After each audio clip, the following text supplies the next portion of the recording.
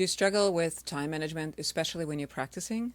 I'm going to show you something that I've been using that's been really helpful to me. So stay tuned.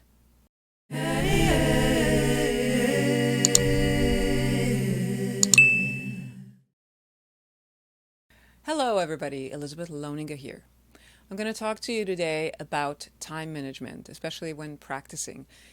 I've found that it is very easy to get lost in practice, like you start practicing one thing and then you end up practicing something entirely different, or you really just find that you're running tunes for like 2 hours and you haven't really gotten in depth into anything that you needed to do. And that is one side of the coin. The other side is that you're looking at all the stuff that you need to do and you think, oh my God, I have no time. I don't have time to practice all this. So one method that I came across reading about it actually is the Pomodoro Method. And this one was originated by Francesco Cirillo. He's Italian and he was a student and he just tried to find out what the best way was for him to be really focused on one thing for a particular period of time and then take a break and then move on. And what he found out was that the best amount of time for him to focus on something productively without, basically, exhausting your mind was 25 minutes. So this is what I have been doing. Why is this called the Pomodoro Method? It is called that because Pomodoro means tomato in Italian. And Cirillo was using one of those tomato kitchen timers, like that. They look like that. And so he would set that to 25 minutes and then work on something.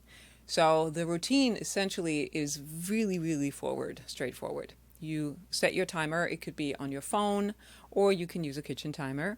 You set it to anywhere between 25 and 30 minutes.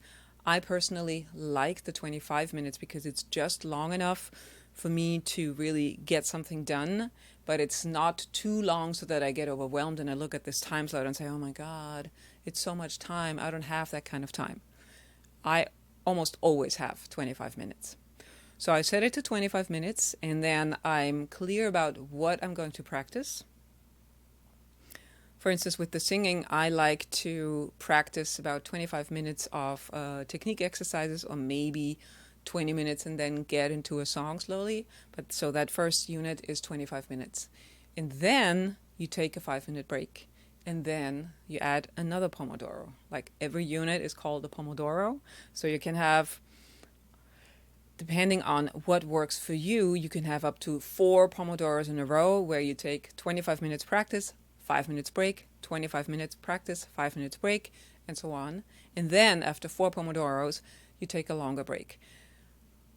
I don't necessarily always have time to practice 2 hours in a row. So what I do is I may do 2 Pomodoros in the morning and I may do 2 more in the afternoon.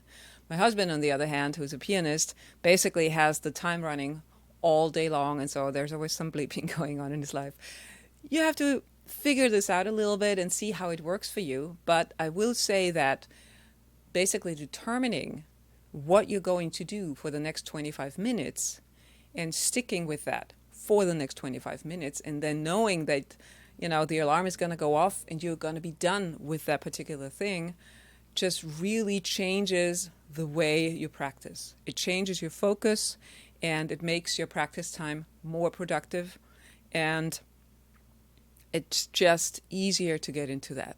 For me, at least. For me, it's easier to take it in small chunks, 25-minute chunks, and not think about that mountain of things that I need to practice. So again, 25 minutes, 5 minutes break, 25 minutes, 5 minutes break, or however long you want to do this, and be very specific about what you are going to do in those 25 minutes. And then after the 25 minutes, take a break.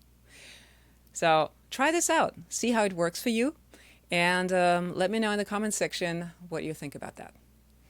Happy practicing and see you next time.